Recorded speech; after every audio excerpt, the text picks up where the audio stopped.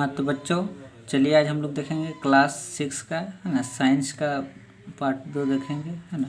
भोजन जरूरी, जिसको हम लोग अंग्रेजी से बोलते हैं फूड इज इसेंटियल, है ना। तो इसका चलिए पढ़ते हैं, है ना। बेसिक क्या है इसका नॉलेज। पूरे भारतवर्ष में अलग अलग तरह की खाद्य पदार्थ खाए जाते हैं, है ना। तो भारत में क्या है, अलग अलग तरह के खाद्य पदार्थ खाए जाते हैं। दक्षिण भारत में डोसा, इडली, सांभर प्रसिद्ध है। जो गुजरात का ढोकला, वही झारखंड में धुसका, छिलका रोटी, पीठा, मड़वा रोटी प्रसिद्ध है ना। ये सब प्रसिद्ध है झारखंड में। देखिए खाद्य पदार्थ यहाँ दिया हुआ, धुसका और छिलका रोटी का चित्र यहाँ दिया हुआ है ना। ये सब देखिए, आमतौर पर हमारे आहार में अन्न से बना कम से कम एक व्यंजन अवश्य होता है ना। अनाज से बना होता है, कम से कम एक तो जरूर होता है। इसी तरह के कुछ उदाहरण सारणी में दिए गए हैं, है ना। सारणी में देखिए दिया हुआ, सारणी को भरना। बिहार में चावल, है ना, खाद्य पदार्थ खाते हैं। खाद्य पदार्थ में दाल या मांस होता है, तो मूंग, मसूर, चना ये सब होता है। तो सब्जियां में कद्दू, भिंडी, अन्य चीज़ में अचार, ये सब। तो सब अपना अपना राज्य का यहाँ लिखना है। हाँ, तो सारणी सबको देखिएगा, भरना है। देखिए, आपने जाना कि विभिन्न राज्य में भोजनों में विविधता है ना। विविधता मतलब अलग अलग है। देखिए, हम लोग का झारखंड में अलग चीज़ खाता है ना। बिहार में अलग जैसा, है ना। सब राज्य में, पंजाब, तमिलनाडु, ये सब में अलग अलग अपना खाद्य पदार्थ खाता है। पर ऐसा भोजन सामान्य परिस्थितियों में ही हमें खाने का अवसर मिलता है ना। प्रत्येक दिन तो नहीं मिलता है ना। कुछ परिस्थिति होता समय, कभी कभी हम परिस्थितिजन्य सभी खाद्य पदार्थों का उपयोग नहीं कर पाते हैं।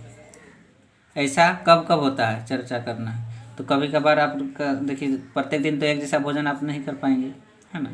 विपरीत परिस्थिति आ जाता है या कुछ और भी, तो उसमें क्या अलग अलग खाते हैं। यात्रा में भी हम वही खा लेते हैं जो रास्ते में उपलब्ध है। कहीं यात्रा कर रहे हैं, मान ले ट्रेन से जा रहे हैं या कहीं, तो आपको यात्रा करने में वहाँ जो चीज़ मिलता है वही खाते हैं, है ना। क्योंकि घर से तो लेने जाते हैं, कोई कोई ले जाता है घर से बना के भी, है ना। तो जैसा यात्रा करते हैं, जितना दूर का, वहाँ जो सब मिलता है सामग्री खाने का, वैसा खाते हैं।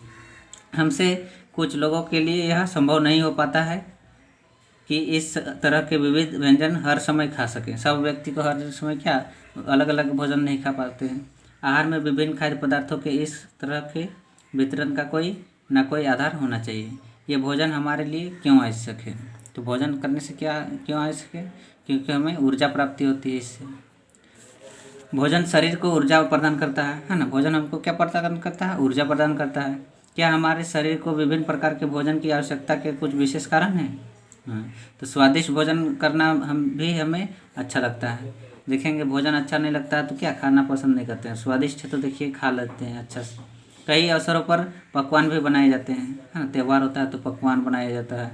भोजन की इस विविधता के पीछे भोजन का आवश्यक घटक है, जिन्हें पोषक, जिसको न्यूट्रिएंट्स कहते हैं, है ना। जो पोषक तत्व मिलता है उसको न्यूट्रिएंट्स कहते हैं। मुख्य पोषक तत्व, है ना। मुख्य पोषक तत्व कितने होते हैं? 5 होते हैं, याद रखिएगा 5। हमारे भोजन में मुख्य पोषक तत्व कार्बोहाइड्रेट, प्रोटीन, वसा, विटामिन तथा खनिज लवण हैं। इसके अतिरिक्त हमारे भोजन में रुक्षांश तथा जल भी शामिल है। इनकी हमारे शरीर को आवश्यकता होती है ना। ये सब हम लोग को जरूरी। देखिए यहाँ चित्र के द्वारा भी दर्शाया गया भोजन का मुख्य पोषक तत्व। भोजन में क्या क्या हमको मिलता है? ये सब कार्बोहाइड्रेट, प्रोटीन, वसा, विटामिन, खनिज लवण, है ना। इसको आप देख लिए। देखिए कुछ क्रियाकलाप भी दिया है, तो क्रियाकलाप को हम लोग नहीं पढ़ते हैं, है ना। अब देखिए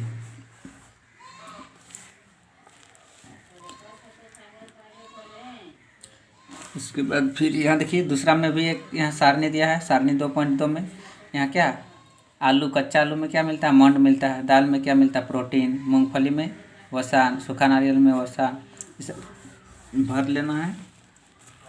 इसके अतिरिक्त विटामिन तथा खनिज लवण भी हमारे विभिन्न खाद्य पदार्थों में उपस्थित होते हैं। हम इसका अतिरिक्त भी खाते हैं कोई भी चीज़, तो उसमें भी क्या पोषक तत्व तो 5 में कुछ ना कुछ रहता ही है। इसकी अल्प मात्रा की शरीर को आवश्यकता होती है। प्रोटीन, है ना, और खनिज लवण का क्या, विटामिन, है ना। विटामिन और खनिज लवण का हमारे शरीर में ज़्यादा मात्रा क्या चाहिए नहीं, कम कम ही रहेगा तो चलेगा, है ना। देखिए अब पोषक तत्व दिया हुआ है। ये पोषक तत्व हमारे शरीर के लिए क्या करते हैं, है ना। कार्बोहाइड्रेट और वसा हम लोग को ऊर्जा प्रदान करते हैं, है ना। कार्य हम लोग का क्या करता है? ऊर्जा देने वाला भोजन। प्रोटीन क्या काम करता है? शरीर वर्धक भोजन, टूटे फूटे अंगों के मरम्मत में सहायता है ना।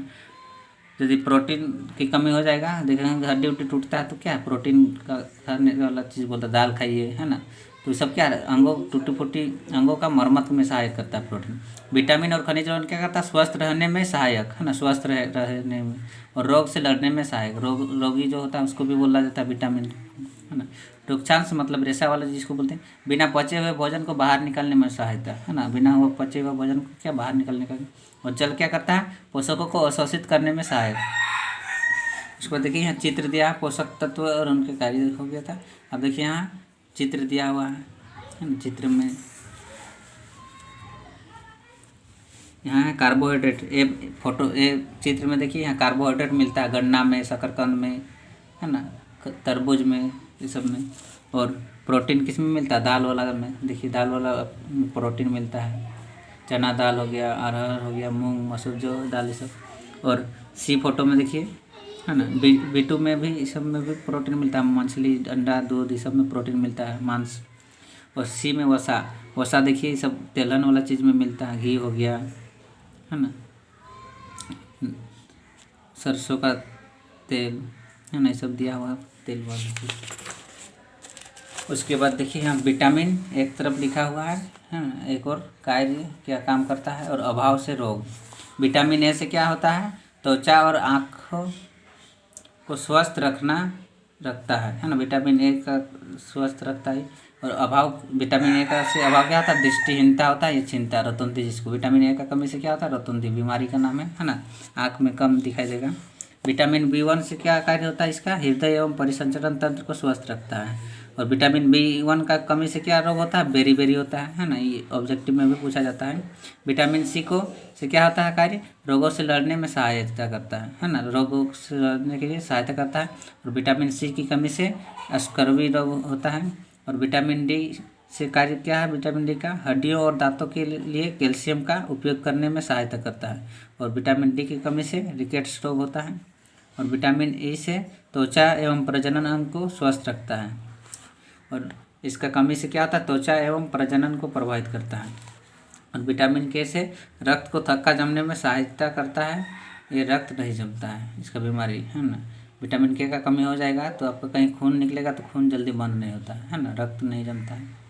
उसके बाद देखिए कुछ चित्र दिया हुआ है ना, दूध दिया, मछली का तेल, पपीता है क्या है ना, और इधर दाल उल है, चावल दाल मांस, इसमें फल दिया हुआ है, इसमें दूध अंडा मछली मांस ये सब दिया हुआ है। उसके बाद देखिए फिर यहाँ इनके अतिरिक्त हमारे शरीर को रुक्षांश, जिसको रेशे एवं जल की भी आवश्यकता होती है, क्योंकि भोजन को गीला करने का काम क्या है? जल, और जल की आवश्यकता हम लोग को जरूरी है। रुक्षांश के स्रोत सब हो गया। रुक्षांश के मुख्य स्रोत क्या है? गेहूँ में मिलता है रुक्षांश, दाल में, आलू में, फल में, सब्जियाँ में, जौ आदि में। अब जल क्या करता है ना? अपशिष्ट पदार्थों अर्थात मूत्र तथा पसीनों को शरीर से बाहर निकालने में सहायता करता है। जल में हम जल, दूध, चाय आदि के रूप में लेते ही है ना, क्योंकि कोई भी खाद्य पदार्थ हम बनाते हैं तो उसमें जल का मिलावट करते ही है ना। नारियल, तरबूज, खीरा जैसे फल में भी पानी के स्रोत होते हैं, उसको काटने के बाद देखिए पानी निकलता है ना।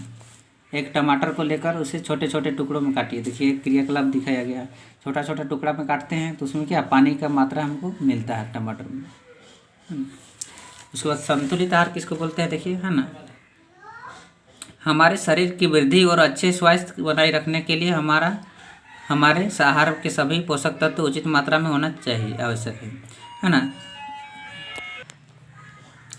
जरा सोचिए, यदि एक ही जैसा रोज भोजन करेंगे तो खाने में भी स्वादिष्ट अच्छा लगेगा? नहीं लगेगा है ना।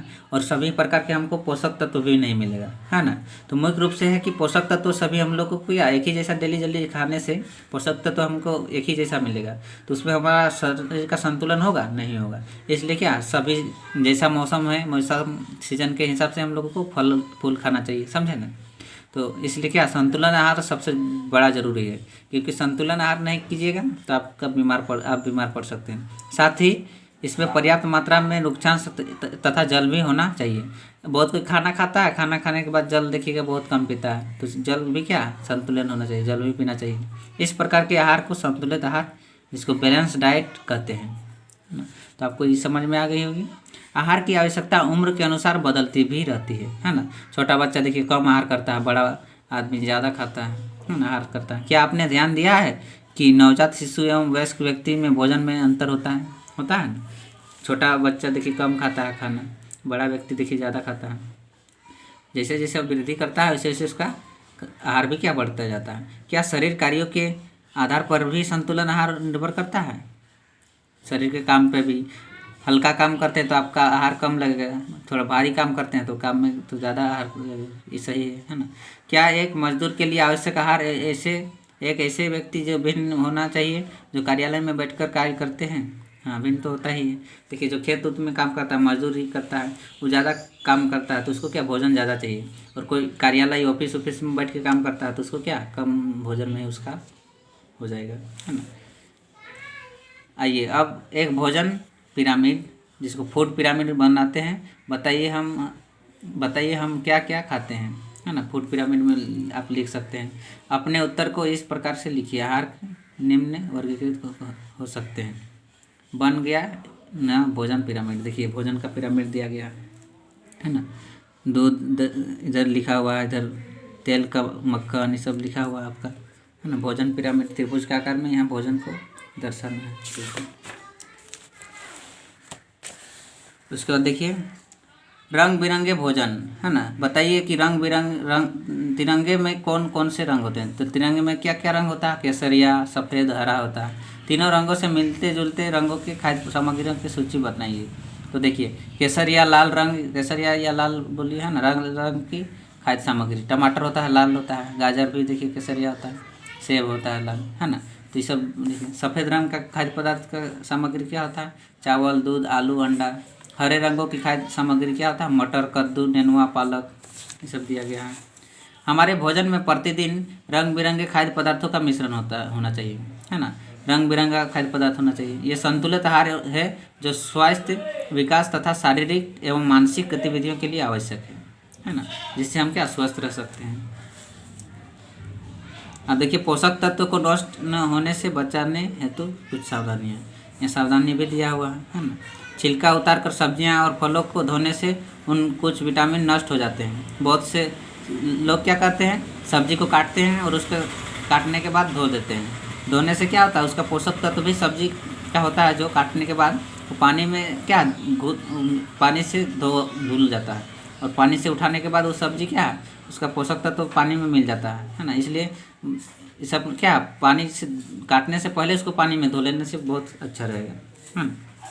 इसके अतिरिक्त सब्जियां को काटने से पहले अच्छी तरह धो लेनी चाहिए। काटने से पहले आप सब्जी को धो सकते हैं, है ना। ऐसा नहीं ना कि धोने के बाद ही काट सकते हैं, काटने के बाद धो सकते हैं, है ना। तो आप पहले धो लीजिए सब्जी, उसके बाद काटिए, उसमें पोषक तत्व भी नहीं जाएगा। चावल और दालों को बार बार धोने से उसमें उपस्थित विटामिन और खनिज लवण भी नष्ट हो जाते हैं। बार बार नहीं धोना चाहिए, है ना। एक बार धो लीजिए, 1-2 बार बस। भोजन पकाने में अधिक जल का उपयोग और बाद में उसके फेंक देने पर कोई प्रोटीन और खनिज लवणों को हानि होती है। उसके बाद देखिए इधर जंक फूड किसको बोलते हैं, फास्ट फूड। जो फास्ट फूड इसको अंग्रेजी में बोलते हैं जंक फूड को ही। आजकल मेले, बाजार आदि में चाउमीन, पिज्ज़ा, बर्गर आदि मिलते हैं, जिन्हें हम चाव से खाते हैं ना। फास्ट फूड, इसे फास्ट फूड के नाम से जानते हैं, है ना। जो ठेले उले में खाते हैं बाजार में, सब में क्या फास्ट फूड। परंतु क्या ये हमारे स्वास्थ्य के लिए लाभदायक है, नहीं, है ना। स्वास्थ्य के लिए क्या हानि है हम लोग के लिए। तो नेक्स्ट वीडियो में इसका से अगला पार्ट होगा। ये पार्ट 1 में इतना बता दें। थैंक यू बच्चों, बाय बाय।